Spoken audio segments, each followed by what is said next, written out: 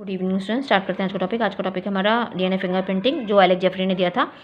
हमने human genome project में देखा कि 99.9% सबका डीएनए सेम होता है और 0.1% जो है वो डिफरेंट होता है, जो नॉन कोडिंग सीक्वेंस की वजह से होता है और यही हमको एक दूसरे से अलग बनाता है। तो अगर हम सेंट्रीफ्यूगेशन कराते हैं तो बल्क डीएनए जो है, जो कि सब में एक है, वो एक बड़े पीक आता है और जो छोटा पीक है वो सैटेलाइट डीएनए का होता है, जो कि हमको एक दूसरे से अलग बनाता है।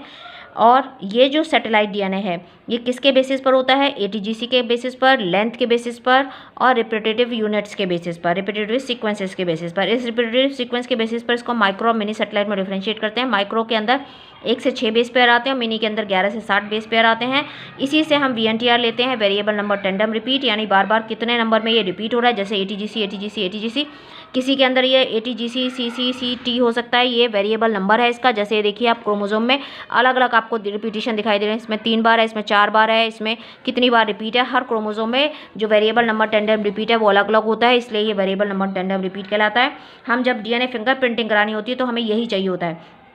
तो सबसे पहले हम डीएनए को एक्सट्रैक्ट कराते हैं, फिर रेस्ट्रिक्शन एंजाइम से कट कराते हैं और उसके बाद हम उसको एग्रोस जेल पर जेल इलेक्ट्रोफोरेसिस करते हैं, एग्रोस जेल में डाल के।